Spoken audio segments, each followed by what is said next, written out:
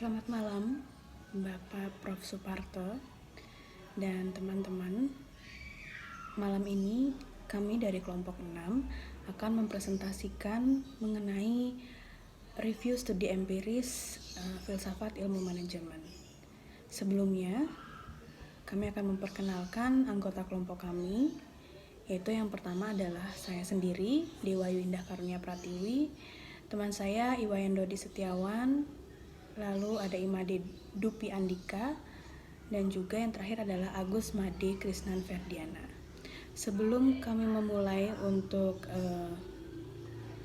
topik utama presentasi kami, saya akan menjelaskan mengenai pendahuluan materi kami, yaitu mengenai tata cara pengelolaan manajemen organisasi dalam praktek mengalami perkembangan pesat sejalan dengan ragam organisasi yang semakin kompleks. Ilmu manajemen sebagai acuan dasar dalam menciptakan formula-formula manajerial terus dikembangkan menyesuaikan pola organisasi yang digunakan sehingga mampu mencapai kinerja yang maksimal. Semua pendekatan yang digunakan dalam pengembangan ilmu manajemen memiliki nilai saing, kepercayaan, dan sikap yang dianggap mampu memberikan kontribusi terbaik dalam praktek manajemen. Nilai-nilai ini akan dianut oleh para manajer dalam menjalankan organisasi, menghadapi persaingan, dan menyikapi perilaku yang berubah-ubah. Adanya persaingan dunia mendasari para manajer mulai memahami ilmu manajemen secara filosofis sebagai sikap aktif, mendalami akar keilmuan apa yang sesuai dengan konsep aplikasi organisasi dan keilmuan yang mampu mengkomodir tindakan-tindakan manusia sebagai pelakunya. Mendasari dari apa yang saya jelaskan tadi, materi kami ini akan membahas mengenai filsafat ilmu sosial khususnya dalam bidang ilmu manajemen sebagai dasar dalam melakukan eksplorasi disposisi filosofis yang akan memunculkan persepsi berbeda mengenai praktik manajemen yang selama ini dianggap sudah baik. Dengan membandingkan beberapa perspektif dapat memunculkan pola-pola baru yang dapat digunakan sebagai kerangka kerja yang lebih baik dan dapat menjadi acuan baru bagi para manajer dalam praktik. Nah, tujuan dari materi ini kami juga pertama adalah untuk mengidentifikasikan paradigma filosofis dalam melihat pola praktik manajemen yang dianggap sudah baik.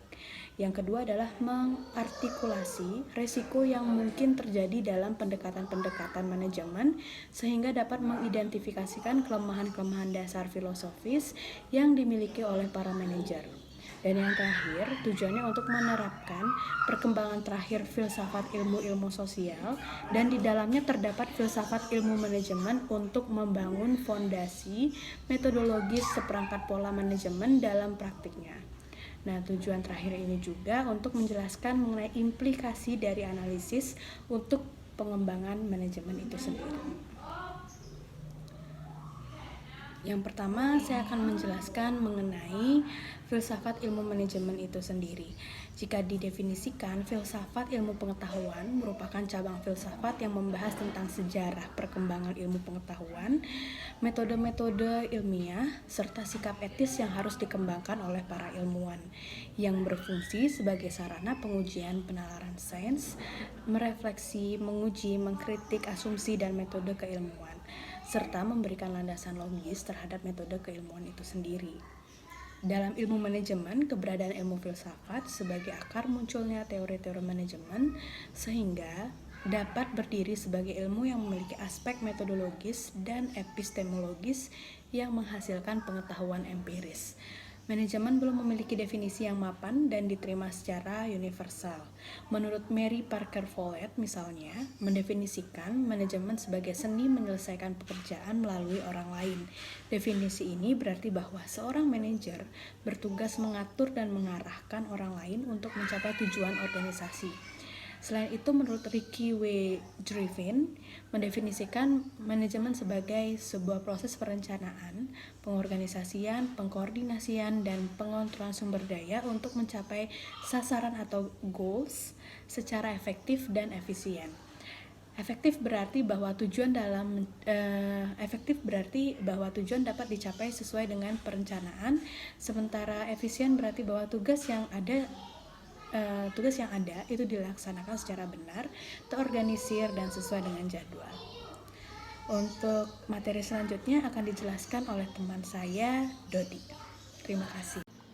Baik, di sini saya akan menjelaskan tentang kerangka filosofis dalam analisis praktek manajemen. Nah, di mana seorang manajer harus memiliki kemampuan dalam memilih ilmu pengetahuan secara selektif yang akan diaplikasikan dalam praktek pengelolaan sebuah organisasi. Nah, di sini manajer juga harus mampu memahami dan mengontrol perilaku orang lain yang terlibat di dalam organisasi tersebut. Nah, kemampuan tersebut akan menghasilkan nilai dalam diri seorang manajer sehingga dapat menangani permasalahan yang muncul bahkan dalam kasus-kasus ekstrim organisasi. Nah, di sini kerangka filosofis dalam analisis praktek manajemen ini dibagi menjadi dua, yaitu ada disposisi epistemologis dan disposisi ontologi. Nah, di sini disposisi epistemologis yaitu terfokus pada kemampuan seseorang dalam memahami fakta dengan cara mempercayai atau memegang keyakinan. Nah, sikap ini akan berangsur-angsur menjadi perilaku ketika dikombinasikan dengan keinginan dan sikap mental lainnya. Nah, sedangkan disposisi ontologis yaitu menggali sesuatu dari yang nampak. Nah, dalam persoalan ontologi ini, sebuah objek dapat dipaparkan melalui 5 butir pertanyaan, yaitu yang pertama, objek tersebut bersifat satu atau banyak. Yang kedua, bersifat transenden atau imanen. Yang ketiga, ada permanen atau berubah-ubah. Yang keempat, jasmani atau rohani. Yang kelima, objek tersebut bernilai atau tidak.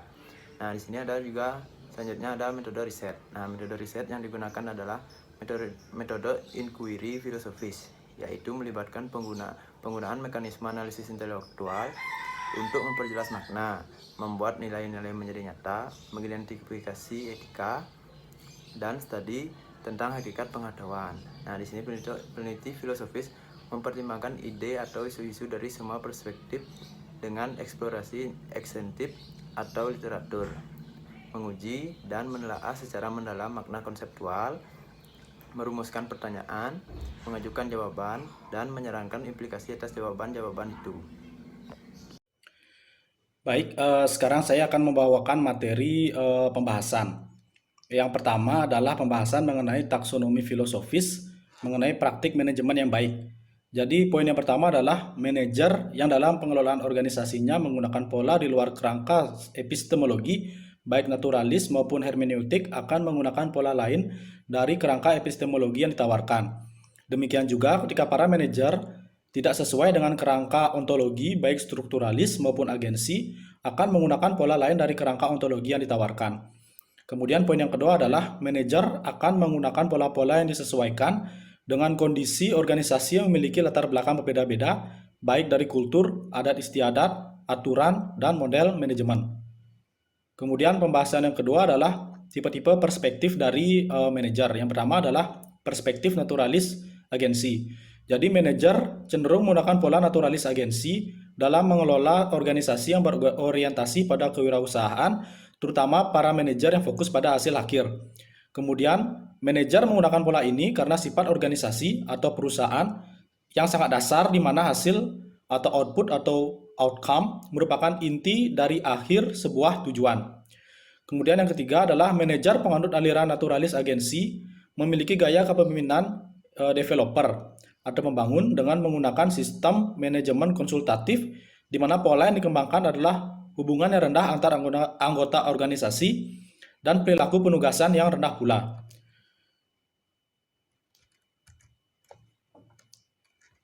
Kemudian yang kedua adalah perspektif naturalis strukturalis.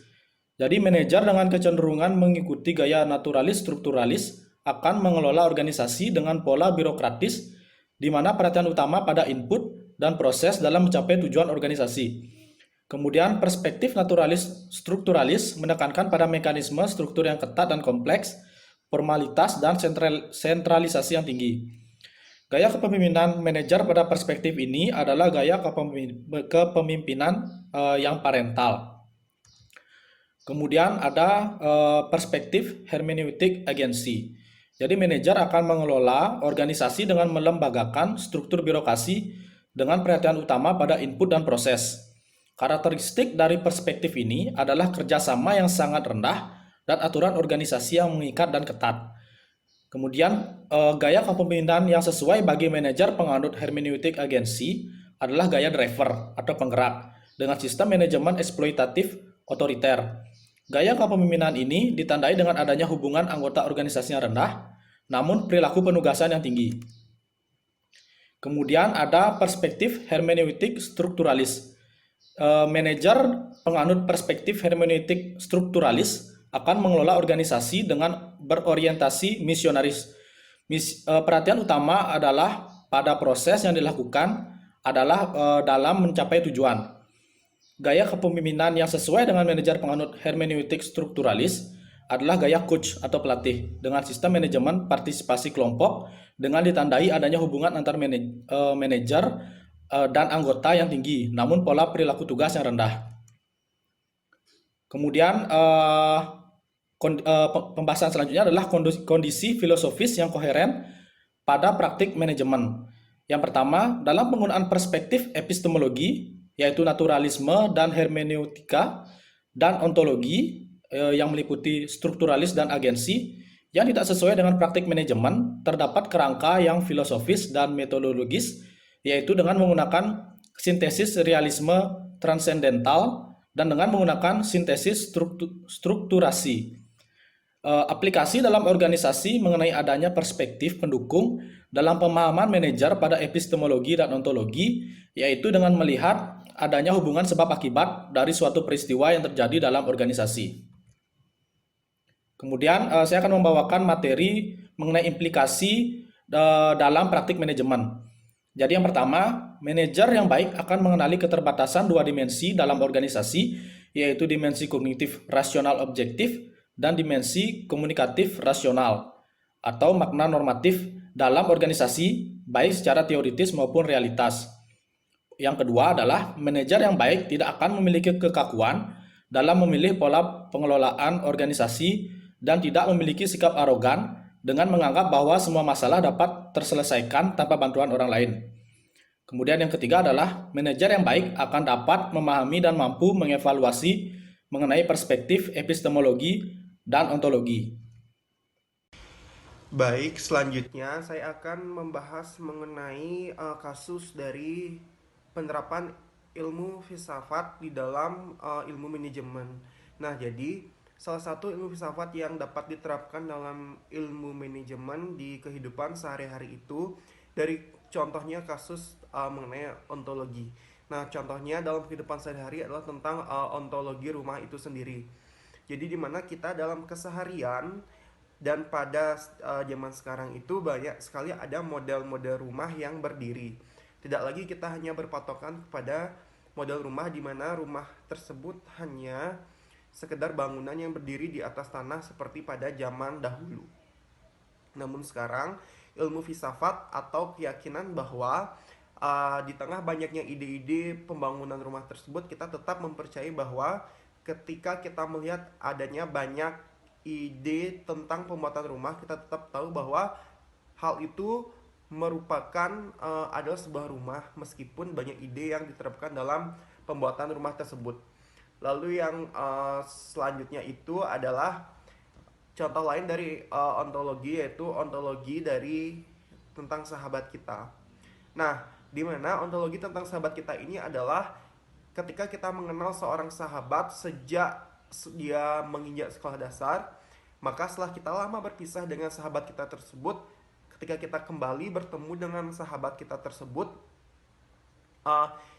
maka akan ada sebuah perubahan fisik, sosial dari yang awalnya memiliki fisik A hingga ketika kita bertemu kembali memiliki fisik B. Nah, namun perubahan-perubahan tersebutlah yang dimana tidak terlepas dari perubahan fisiknya itu tetap ada sesuatu yang tidak berubah dari sahabat kita. Nah, itulah yang mencirikan bahwa ontologi tersebut ada seperti itu. Lalu selanjutnya adalah tentang kasus epistemologi dari sahabat kita ini, di mana bagaimana cara kita mengetahui bahwa orang yang kita temui tersebut merupakan sahabat yang tidak pernah kita ketemui 15 tahun yang lalu. Nah, informasi tentunya atau referensi yang meyakinkan kita bahwa orang tersebut adalah sahabat kita, itulah yang meyakinkan kita atas klarifikasi informasi yang kita terima menjadi sebuah ilmu pengetahuan mengenai rumah yang tadi saya jelaskan atau mengenai sahabat yang tadi saya jelaskan. Nah, ketika kita masih membahas tentang apa sih itu ilmu pengetahuan tentang rumah seperti sebelumnya, maka dengan aksiologi tersebut atau ilmu filsafat bagian aksiologi, kita dapat mencoba untuk mengetahui apakah rumah memberi manfaat atau tidak untuk kehidupan kita sehari-hari. Begitu juga manfaat mengenai apakah kita bertemu dengan sahabat kita yang sejak lama kita tidak jumpai tersebut memiliki kebahagiaan dalam diri kita sendiri di kehidupan kita sehari-hari.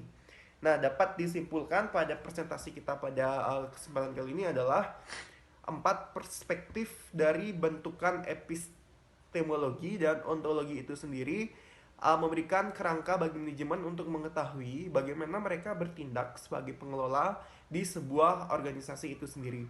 Lalu dalam pelaksanaan manajemen yang baik menuntut manajer tersebut untuk mengakui dan menyadari apabila pola yang dilakukan tidak sesuai dan belum ideal dalam sebuah kepemimpinannya, maka akan dikonfrontasikan dengan pola-pola atau sistem kinerja yang lainnya.